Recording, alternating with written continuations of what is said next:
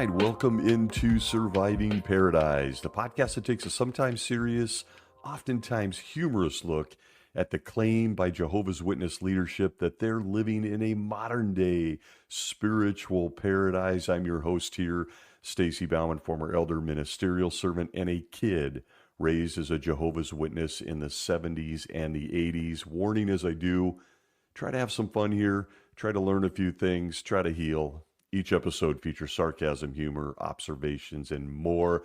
Never meant to offend anyone, no matter where they are on their journey in or out of Jehovah's Witnesses. I can't remember the first time I heard the term loaded language. But I can tell you that by the time I learned what it was, I realized I had been exposed to it for the better part of my entire life. According to Wikipedia, yeah, you know that reference, loaded language is described as words or phrases with strong positive or negative emotional connotations, kind of beyond their literal meaning, as it goes on to say, to influence an audience, often bypassing logic to trigger feelings and sway opinions, like calling a tax a death tax instead of an estate tax to generate opposition. It's a pervasive tactic common in politics, advertising, and media that can exploit stereotypes and bias by associating terms with powerful feelings, making it a key tool in rhetorical arguments. So says Wikipedia on all things loaded language. And loaded language works because it hits the feels. It hits the feels instead of our logic. For example, with emotional appeal, it aims to conjure up and evoke strong feelings, things like fear, anger, maybe even patriotism, as we've seen in some countries recently, rather than actually focusing on the facts. It appeals to emotion. Its connotation implies meanings beyond their denotation, the literal definition. You can think of examples like freedom fighter versus calling someone a terrorist.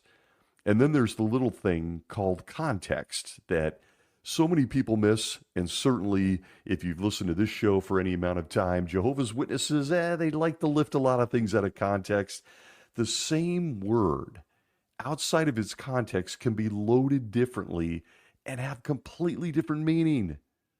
Like fight in a political leaflet versus a rally with armed supporters. It's all in the wording. Words have power. They impact us. They're loaded, so to speak. And aside from politicians, which is low-hanging fruit and too easy to pick on, no one, in my opinion, uses loaded language better than cults. According to several references that I found in studying this week, including International Cultic Studies Association, the ICSA, and the Lalick Center on Cults and Coercion, cults, or as some would call them, religions, have mastered the art of invoking feelings. Sometimes feelings we don't even know are there. And by invoking those feelings, they're enforcing control.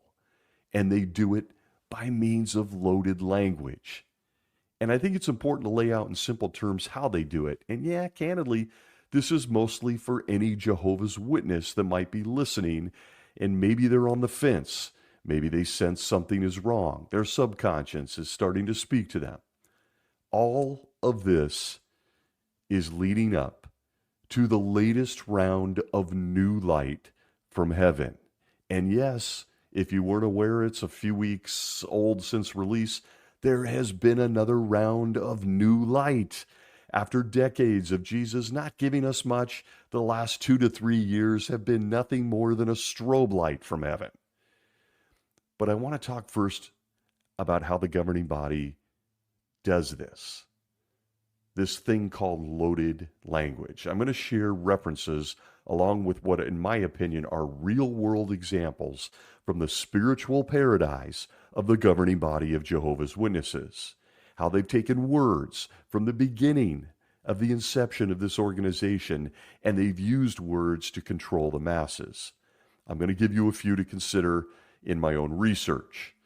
One is creating what is called an in-group lexicon. Oh yes, we're very unique. Cult leaders introduce specialized jargon and reframe common words to create an exclusive us versus them dynamic. Oh yeah, you know it well if you're a witness. Members feel special and they feel in the know, while all those outsiders, those worldly people, are seen as inferior or unable to understand the waters of truth, which promotes isolation for the group from the rest of the world. It's very easy to see in this religion. How about this one? It triggers emotional responses.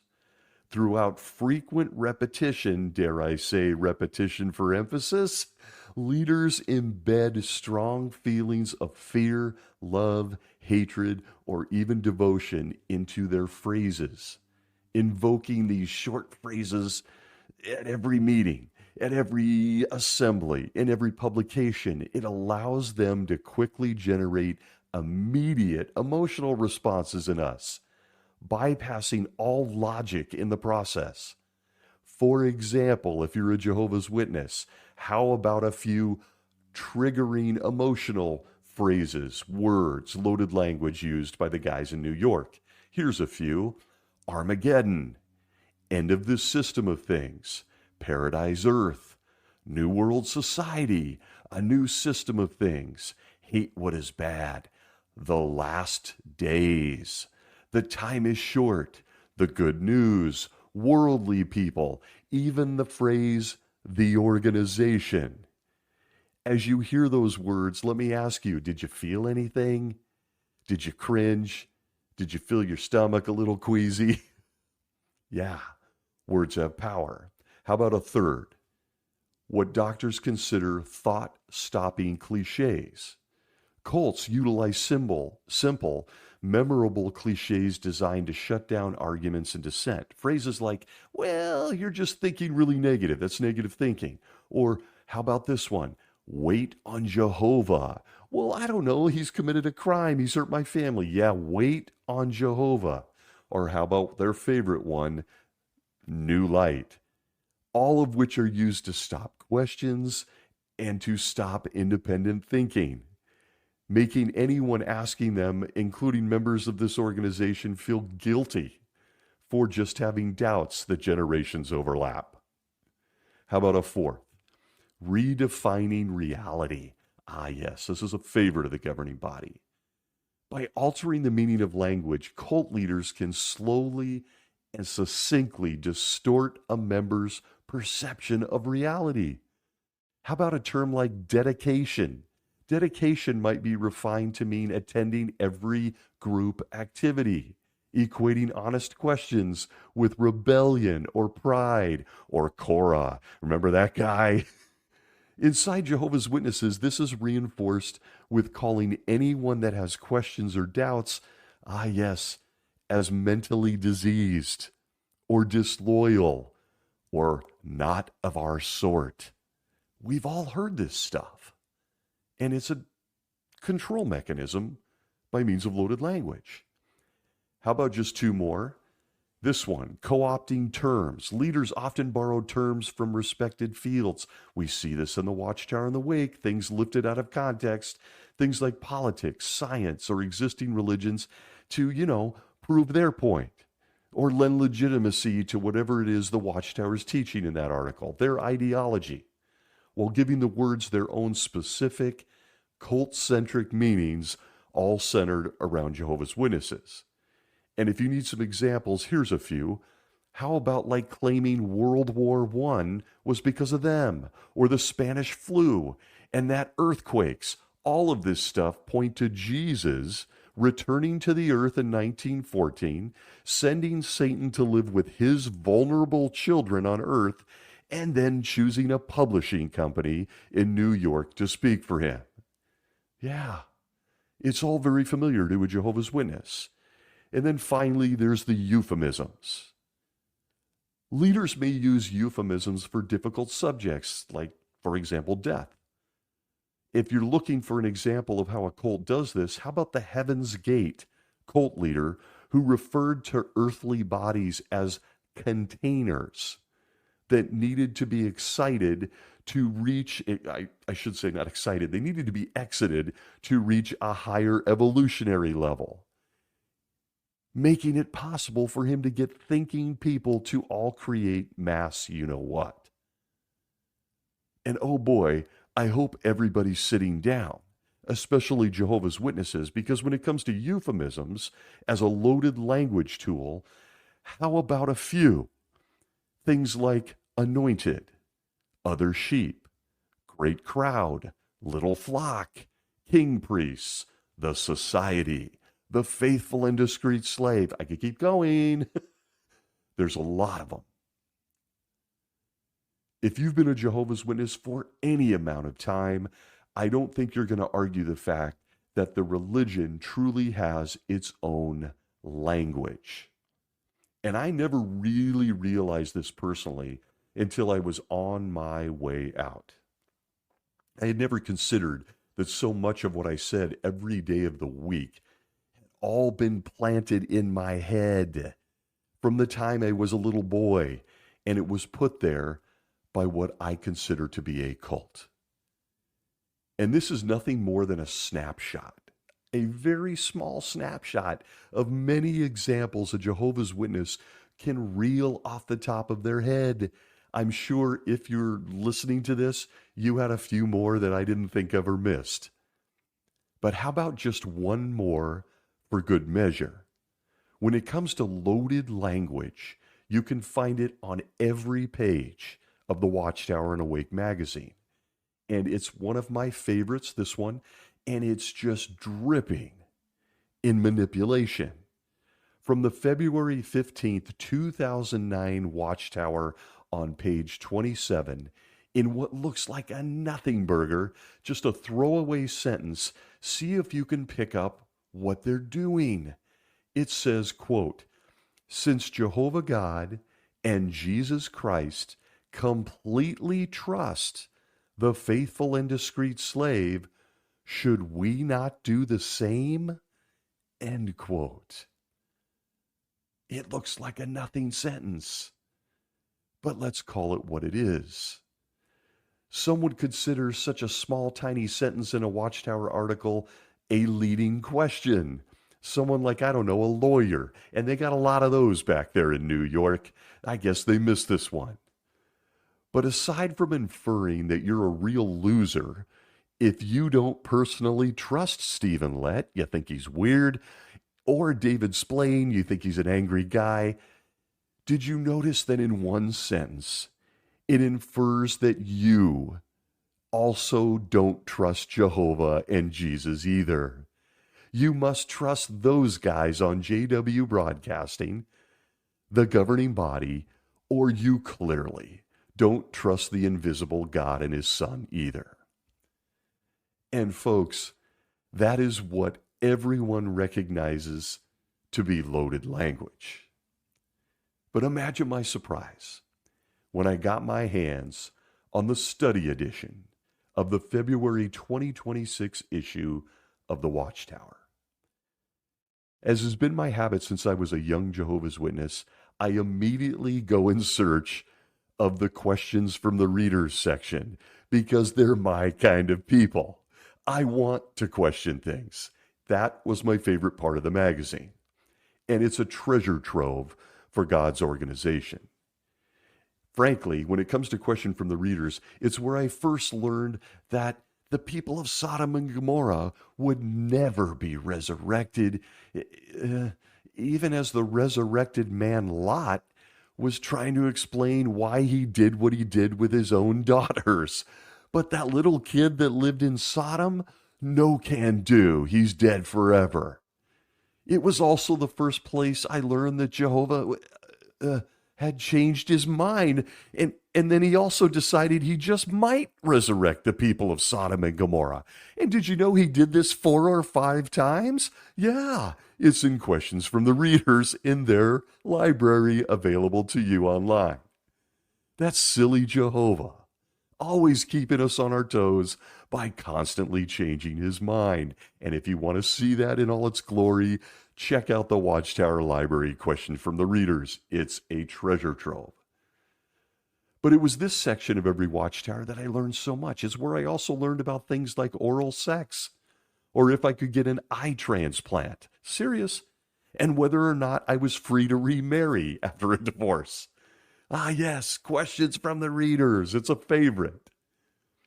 And I'm here to tell you this week, brace yourselves. If you're unaware, the February 2026 version is what Jehovah's Witnesses call New Light. This is what happens after decades of Jesus allegedly allowing the governing body to teach the rest of us on earth the wrong things. And he just randomly decides, well, it's time to correct it. We've got an example this week. But this one is particularly special because it's all about one of the most repeated phrases a Jehovah's Witness has ever been exposed to or will ever make. The rest of the world would call this phrase, it's kind of loaded language. See if you remember this one. For years as a Jehovah's Witness, from boyhood on, I was taught that one of the final worldwide events before my mom got her pet Black Panther was the nations proclaiming, did you finish the sentence yourself? Peace and security. Oh yeah. For most of us around during the 1980s, the cry for peace and security rolled off our tongues. It was talked about all the time. We were told this cry would mark the beginning of the end of all of our misery, as well as Michael Jackson's Thriller video. Got to get rid of that too. We went to conventions that had entire symposiums, remember that word, on the cry for peace and security. We were told to remain alert. It was almost like the governing body was letting us in on a secret. It was very exciting back in the day. Oh boy. We didn't know who they were for the most part, but they would lay this stuff on us at a convention or at a Watchtower study, and we'd be like, oh my goodness, they're giving us some insight into prophecy. Never for the minute thinking, where are they getting it from? They wanted us to know that this cry for peace and security was imminent. It was about to begin any second, and our lives were about to change. In fact, for those of us old enough to remember, there was even 2 publications that I can remember off the top of my head, completely based on these 2 words from the Apostle Paul. And they included the book True Peace and Security from What Source, which was published and released in January 1973. And that one was followed up, and I believe that one was Poopy Brown, I think. And then it was followed up by another book, True Peace and Security, How Can You Find It?, which was published in January 1986. I think that one was blue, don't quite remember, but they were published 13 whopping years apart, showing what a big deal it was to plant this loaded language into the minds of J-dubs. And for comparison, imagine getting a book on Revelation 13 years apart. We'd all be freaking out. It's been decades since they've talked about Revelation. So it was kind of a big deal. This cry for true peace and security was a big deal. And if you're wondering where this common phrase came from inside God's organization, allow me to share. They lifted it from the Apostle Paul at 1 Thessalonians chapter 5 and verse 3 of the New World Translation, which says this, quote, "Whenever it is that they are saying peace and security, then sudden destruction is to be instantly upon them." End quote. Yeah, I love it. No more high school, no more acne. It's the end. Let's get this thing rolling. This is undoubtedly a familiar verse for most people inside this religion. The entire chapter in First Thessalonians is telling first century Christians to be on the watch, with the alleged author, Apostle Paul, borrowing very familiar, dare I say it, loaded language from Jesus himself, as well as the Old Testament. And without turning this into a nauseating dissertation on governing body teachings, they went on in the 70s, 80s, and right up to today to apply this to the political landscape, in particular, the United Nations. They were the group that would take credit for creating true peace and security. Therefore, taking all the credit from Jehovah, which is a big no-no. And so Jehovah's Witnesses, their eyes were peeled, watching the horizon for peace and security. This was emphasized and talked about constantly. I went from a teenager listening to adults dissecting 1 Thessalonians 5:3, it's only 2 words, folks, to a grown adult and elder, twisting myself in knots, jumping into ridiculous conversations about peace and security that amounted to nothing more than fan fiction. Speculation doesn't begin to cover it. It's 2 words. Field service back in the day on this whole peace and security thing was a hotbed for Game of Thrones scenarios on the cry of peace and security. Coffee breaks featured a donut, as well as that ongoing debate with Brother Nothing Better to Do as to what Paul meant when he said peace and security. And incidentally, the very same verse, talks about a woman not escaping birth pangs when she goes into labor. The ladies and mothers can relate, but for some reason, that one wasn't the focus. No one wanted to talk about that. Let's lift peace and security out of the verse.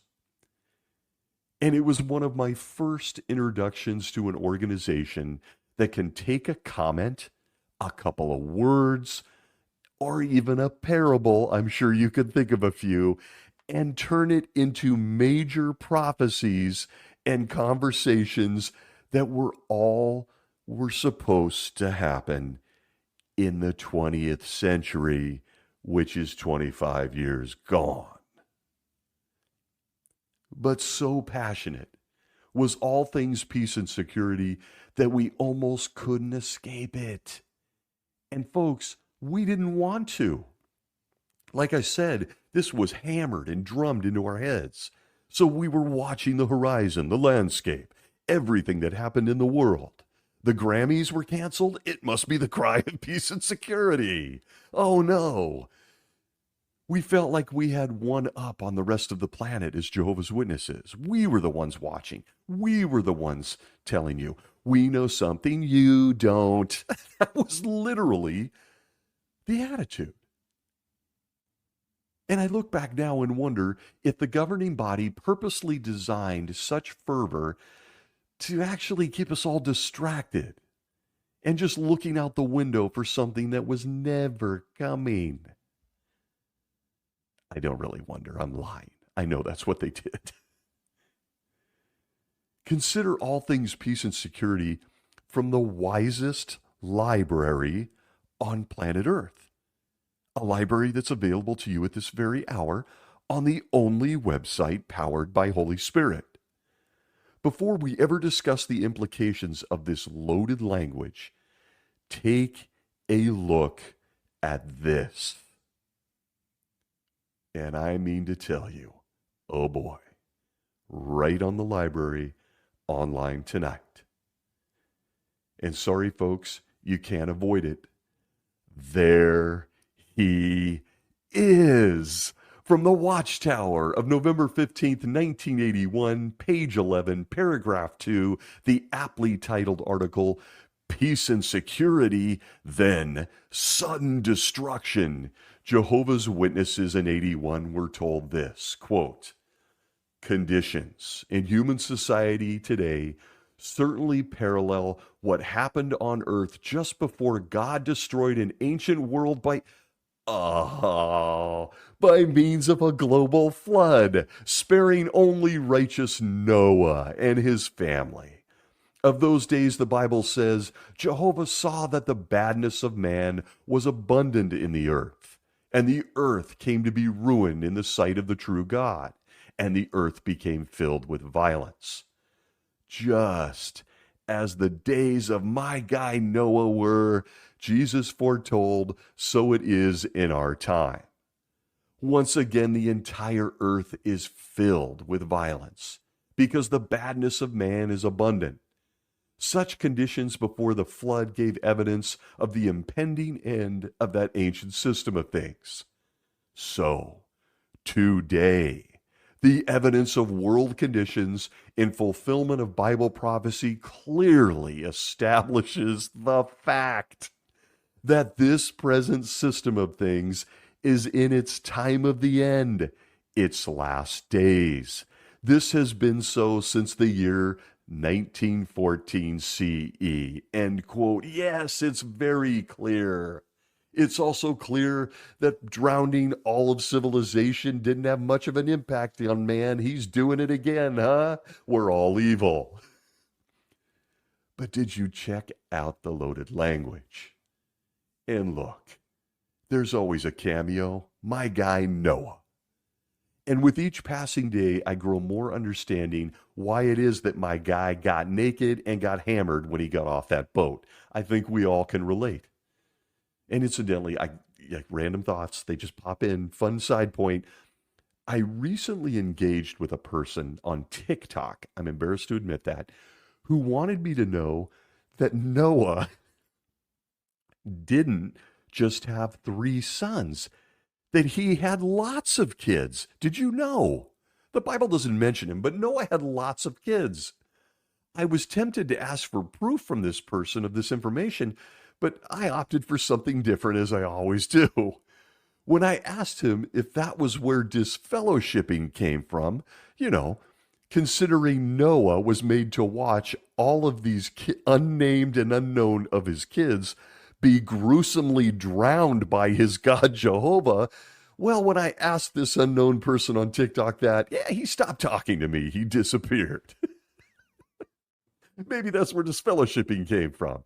And I immediately thought, someone take my phone away. This is unhealthy.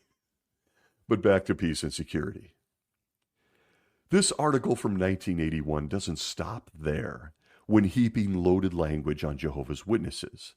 You'll note the title of the article alone is Peace and Security, Then Sudden Destruction. I mean, you got our attention. It's loaded. As in sudden? I mean, destruction kind of creeps up on you, doesn't it? I'm glad you asked, because you want to check out the very next paragraph in this article, paragraph 3. And please, make a mental note. This particular paragraph will become even more interesting when I get to the February 2026 New Light teaching on peace and security in a few minutes. The article says in paragraph 3, quote, Jesus foretold that some of those who were alive when the last days began would live to see the system's end. Oopsie. Back to the quote, already 67 years have passed since the generation of 1914 saw the start of these troubles. So time has nearly run out on this crooked and twisted generation.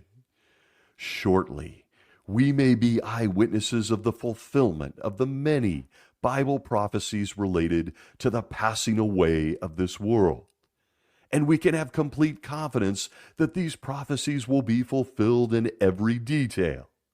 Jehovah, the one telling from the beginning the finale, the one who has inspired these prophecies, has sworn, saying, surely Just as I have figured, so it must occur. And just as I have counseled, that is what will come true. End quote. Oh boy. 1981. Time was running out. The anointed, according to this article, left on the earth were 67 years old at this point in 1981, and the cry of peace and security, we are told, was promised to happen by Jehovah during the 20th century. We can have, as it says, complete confidence. So much confidence that Jehovah himself, as it said, swears by it. He is the one telling the beginning, the finale. And so Jehovah's Witnesses as an organization and as individuals built our entire lives around this sworn testimony from Jehovah himself, via the governing body, of course. Remember, Jehovah and Jesus trust them, and we should too. And well, how do I say this? But this article alone, it made its debut 44 years ago, making those 67-year-old people 111 years old today, soon to be 112 years old. And the 20th century, well, folks, it's gone. And would you look at that? We're still here. Here we are. Loaded language designed to control human beings. Paragraphs 13 and 14 of the same Watchtower article state the following, quote, world-shaking events will mark the sudden destruction of false religion and all of Satan's world. End quote for a moment. Pay really close attention to this. And I want to emphasize that this is available today in the online library, which only continues to support that library is going to start going bye-bye, or there's going to need to be a password. Because they condemn themselves, folks. The loaded language becomes too self-evident. So I'm going to back up for a minute. Same article, paragraphs 13 and 14, quote, world-shaking events will mark the sudden destruction of false religion in all of Satan's world. But that destruction is immediately preceded by the saying of peace and security. Thus, it is of great interest to know what this proclaiming of peace and security could mean, because of the fact that the Great Tribulation, Jehovah's day of vengeance, has not begun. Remember, Paul said that destruction would come suddenly, instantly, after the declaring of peace and security. Moreover, the fulfillment has come to be something striking enough to justify its being recorded as a specific prophecy inspired by Jehovah. The peace and security must be an exceptional development, different from the many peace efforts that have been made up until that time. End quote. Oh, a timeline. And look, I was riding the high of Empire Strikes Back, and I vividly remember thinking, damn, I hope no one cries peace and security before I get to see if Han Solo gets out of the carbonite. And I'm not kidding, I thought that. And I'm sitting here laughing now, but upon second look at this stuff, how sick that a 13-year-old boy was so amped up on loaded language that I actually worried about this stuff. And I did. But you'll note that the timetable they offer here, as supplied by the governing body, is something to behold. They note that first the world would go crazy and wipe out all religions. Oh, except, of course, Jehovah's Witnesses. Satan was sure to save them for what is called the Great Tribulation. He wants to put them through a little more hell.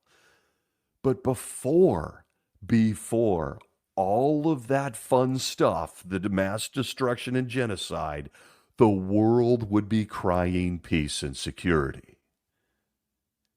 If you're a Jehovah's Witness tonight, take note of what your spiritual paradise and food is telling you.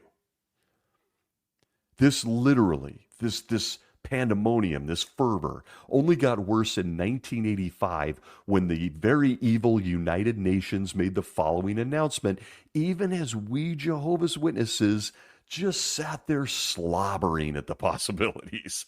They said this, quote, "The General Assembly of the United Nations unanimously declared 1986 as the International Year of Peace. The year will be solemnly proclaimed on October 24th, 1985, the 40th anniversary of the United Nations." End quote. There it is. And yes, for any younger people that are listening in, thank you for being here.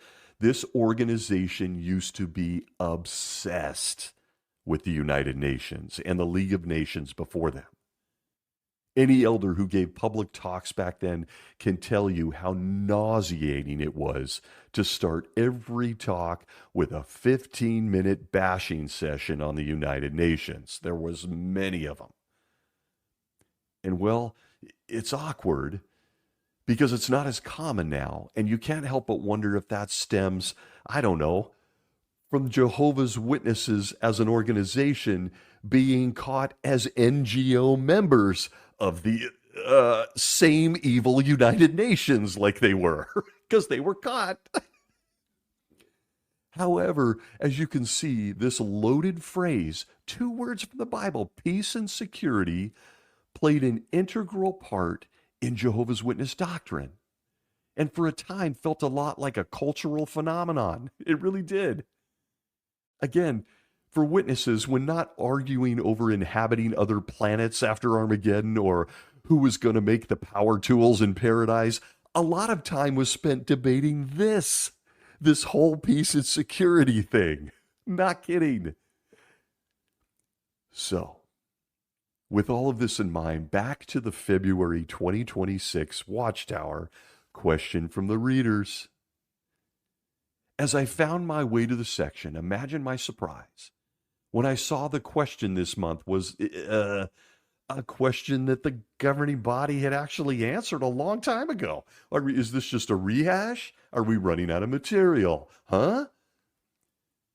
In true absurd fashion, the latest round of king priests in New York, chosen by Jesus himself, allegedly, has reopened the conversation on 1 Thessalonians 5:3 and this whole cry of peace and security thing. And look, this alone should really make a Jehovah's Witness uncomfortable. But the truth is this: most Jehovah's Witnesses never understood it or studied it anyway. That's the facts. Sorry, approach one and ask them. They won't be able to answer it. I can almost guarantee it. Unless they're an old person, maybe. It's the perfect opportunity for the governing body to help everyone forget they've been wrong about this peace and security thing all along. Yeah, let's erase this whole thing. But for you old-timers who remember and lived it and were there, I'm one of them, hold on to your seats. Here we go. The question in the February 2026 question from the readers is this, quote, "When will the nations proclaim peace and security?" End quote. Here it comes. If I had someone right now in this moment to raise my glass and toast with, this is where it would have happened. But I did scratch my beard just now. We're about to get new light. The article begins with the following loaded language. Quote, "As we considered in the questions from the readers published in a recent issue of the Watchtower, Jehovah will soon put into the hearts of the 10 horns, all the political powers, his thought, namely, that they give their power and authority to the scarlet-colored wild beast, the United Nations. The beast is also called the image of the wild beast. Then the 10 horns and the newly empowered wild beast will remove false religion worldwide. Will the nations proclaim peace and security before or after the destruction of false religion? End quote. Wait a minute, time out. What? Wait, what? Jesus gave the governing body that answer many, many decades ago, folks.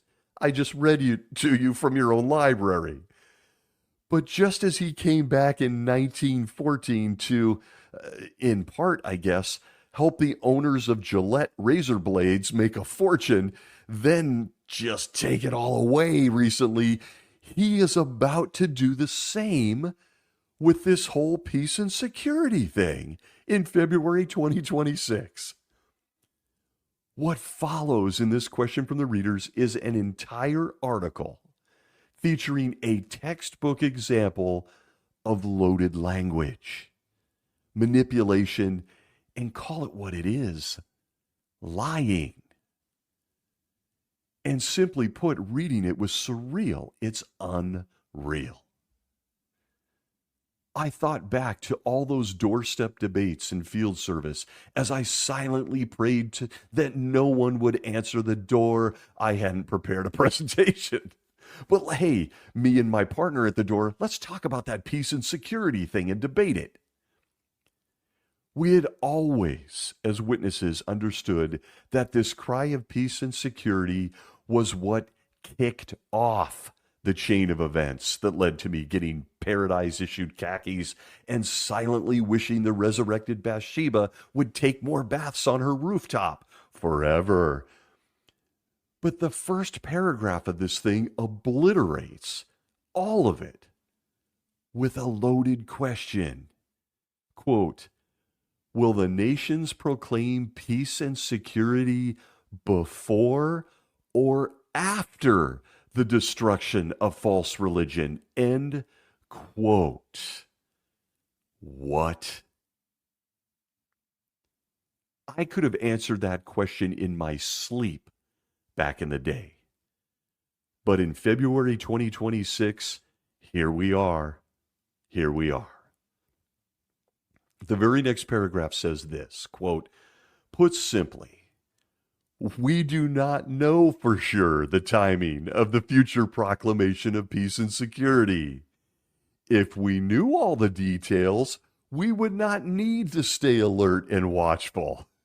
Yet Jesus repeatedly counseled his followers to keep on the watch.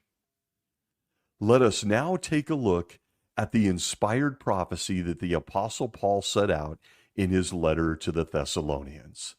End quote. Picks up in the next paragraph, quote, Paul wrote, whenever it is that they are saying peace and security, then sudden destruction is to be instantly upon them. Our publications have often explained Paul's words this way.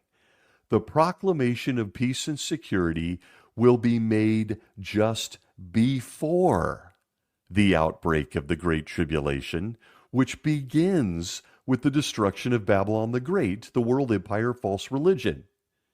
This future proclamation has been described as the final signal that the Great Tribulation is about to begin. End quote. Yes, there it is. Yes, indeed, this is what you have taught for decades. You've gone to people's doors. You've had symposiums at conventions. You've had people required to know this before they get baptized.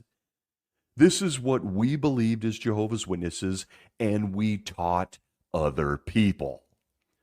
The cry for peace and security was our own version of loaded language. Don't you dare try to take it away from us now. But behold, The very next paragraph of the February 2026 Watchtower, it says this, quote, however, after further careful consideration, it seems that there is another possible explanation that we cannot rule out.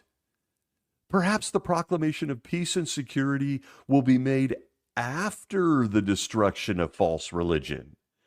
Why might this be the case? Consider the following questions, end quote. And in what looks like a throwaway paragraph in a random Watchtower, Jehovah's Witnesses have concrete proof that the governing body nor the organization have anything resembling Holy Spirit or communication with anyone in heaven. Let me read it again, quote, upon further careful consideration, end quote. Wait. The guys on the governing body, the guys going back a century before the current group, they weren't apparently careful before saying this? Why are you giving it careful consideration again? Did you get an email from heaven? Did someone text you from the clouds? Why is this on your radar? We had the answer to all things peace and security a long time ago. The comment alone that they need to give it more careful consideration is what we call loaded language. How can there ever be another possible explanation on something Jesus Christ had you preaching to the rest of the planet for decades? Was it you that was sloppy, careless, or just plain lying when you told people that the cry of peace and security would kick off all other events, including the destruction of false religion and the Great Tribulation? That crying peace and security came before all of that? This is truly incredible. And you'll note that in nowhere in this question from the readers is there an modicum, an ounce of accountability for teaching millions of people the wrong thing when there was a, quote, possible other explanation, end quote, all along. It's times like these that I state the obvious. It's become apparent to me in my years out of this organization that most Jehovah's Witnesses simply don't want to know the truth about their religion. They just don't want to know. This is the latest example of loaded language that, frankly, is just coming clean on what everyone else would consider a life-altering lie. Taught to millions of people, impacted their lives, marriages, educations, everything.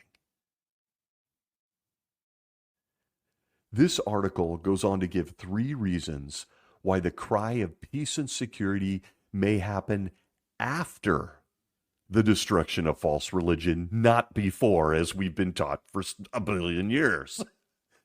And I'm going to invite you to go read the 3 reasons online if you want to see the full answer to the age-old question regarding peace and security. I'm not going to read all of them. They're actually pretty stupid. But as the rebranding effort of this religion continues, the writing committee has clearly become adept at washing the organization's hands of any responsibility or accountability. They're cleaning it all up now. The question from the readers, February 2026, concludes with this comment, quote, what then may we expect? In the near future, the 10 horns and the greatly empowered wild beasts will destroy false religion. This will be the start of the Great Tribulation. We also know that at some point the nations will proclaim peace and security, end quote. I'm going to read it again. Quote, we also know, I just want to remind everyone, I lifted an article from 81 where it was all facts. Jehovah swore by it. Remember? Well, they're saying it again. Quote, we also know that at some point the nations will proclaim peace and security. When will that happen?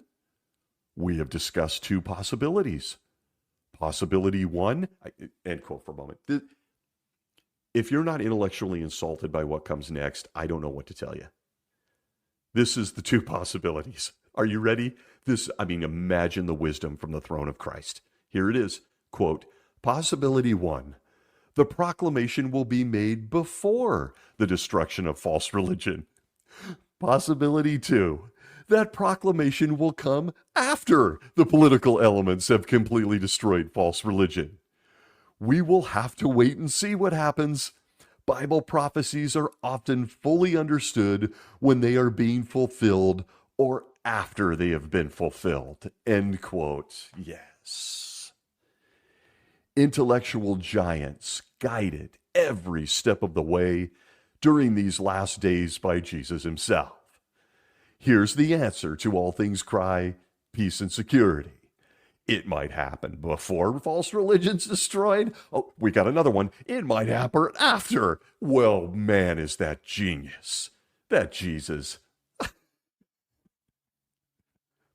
And so, in February 2026, the governing body once again buries new light in the pages of the Watchtower, burying decades of loaded language that we've all been exposed to. And now it isn't lost on me that they buried this loaded language with more, that's interesting, more loaded language. Because folks, that is what man-made cults do. Remember, it's all about controlling the narrative and ultimately about controlling the people. From the Watchtower of October 1st, 1985, pages 4 through 7, the series Peace and Security, from what source, tells us this, quote, given the nationalistic selfishness of the nations, there is only one realistic approach to bringing peace and security. God's kingdom alone can bring the kind of peace that man has longed for since he was expelled from the Garden of Eden, end quote. The message hasn't changed. Hasn't changed. They're just switching around the timeline because they got caught. It's only Jehovah's kingdom that can bring any lasting peace and security to the earth. And as is the case with organizations that employ loaded language to control, their loyal adherents, the governing body wants everyone seeking peace and security to know that there is only one place you can find it. From the Watchtower of February 15th, 1983, page 12, we're told, quote, to receive everlasting life in the earthly paradise, we must identify that organization and serve God as part of it, end quote. You see, it's the timing of everyone screaming peace and security that never mattered at all. It's two words, folks.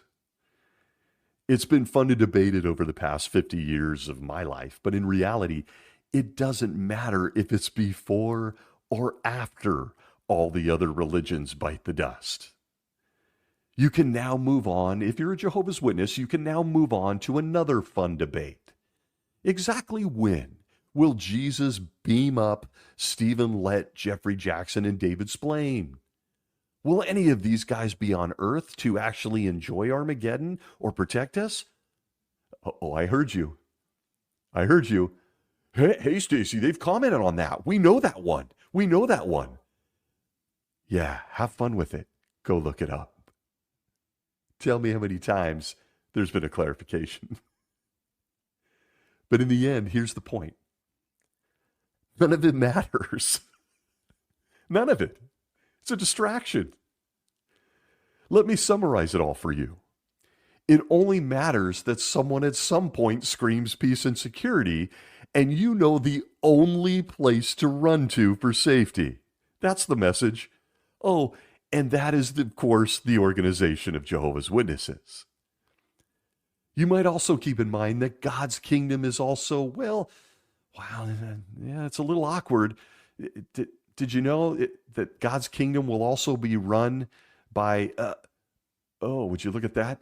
God's kingdom will also be run by the current members of the governing body of Jehovah's Witnesses. Yeah, they're going to run God's kingdom too. Sure, they'll be invisible then, but I can assure you that they are all white men with white togas, with white beards and hair, riding white horses in the great heavenly stable. And yeah, they're still running the show in the future. Only now it's from heaven. Because as you might remember, they alone are part of the elite 144,000, otherwise known as loaded language. But don't worry, they're going to continue to remind you. From the September 1st, 1987 Watchtower, page 23, paragraphs 19 and 20, they tell Jehovah's Witnesses this, quote, to help keep on guard, the Watchtower Society will continue issuing in its publications timely warnings to the reading public so that you will not be caught off guard by the coming pretentious proclamation, peace and security, as devised by the nations of this old system of things. Jehovah's dedicated witnesses can by no means promote reliance on the peace and security confidently to be proclaimed by the worldly nations, nor can they congratulate the devisers of such international peace and security, and at the same time have Jehovah God with them. They guard against leaguing up with the nations of this old system of things. They unfailingly remind themselves that a new nation, separate and distinct from the League of Nations, was brought to birth in the post-war year of 1919. This new nation, loaded language, continues to grow and expand in all the earth, just as foretold in Isaiah 60:22, where it says, the little one himself will become 1,000 and the small one a mighty nation. I myself, Jehovah, shall speed it up in its own time. Yes, now is the time for all to be on guard against the forthcoming peace and security as devised by nations. End quote. Ah, yes. The cry of peace and security. 2 words lifted from an ancient book. 2 words that have kept Jehovah's Witnesses on hyper alert for decades. And look, words have tremendous power. I love you. I'm sorry. Very few words that, when spoken, shape our lives, our feelings, how we view the world. We ask ourselves consciously or subconsciously what they mean, and how do we feel about them? How do they make me feel? Loaded language twisted by motive leads to enforced dependence on the speaker or the leader. He himself and his motives focus on the uniformity rather than on unity based on truth, and ultimately to control behavior. The governing body of Jehovah's Witnesses has built an entire control structure around 2 words. You may be interested in knowing that other Christian religions teach that this cry of peace and security is in reference to the rapture, that everyone's going to heaven then, and that it has nothing to do with the United Nations. Unless, of course, the Apostle Paul was familiar with this political entity located in New York of the United States. I kind of doubt it. But as we bask in this new light from heaven, Please give it some extra thought. They literally clarified nothing. Whether people think peace and security has arrived before or after all other religions are destroyed, who cares? It means nothing. It's just screaming into a void created by Jehovah God himself as he once again decides to kill everyone that is not supporting Jehovah's Witnesses. Nothing changed. Before, after, who cares? Everyone's on the chopping block. And finally, there's this from Naomi Hunt, an author quoted in News Literacy Matters, where she said, quote, "There's no such thing as entirely objective language. Words we consume often reflect a particular point of view." End quote. Yeah. And well, as of February 2026 and all things peace and security, it seems Jesus is changing his particular point of view yet again. I want to thank you for joining me this week. Wherever you may be well.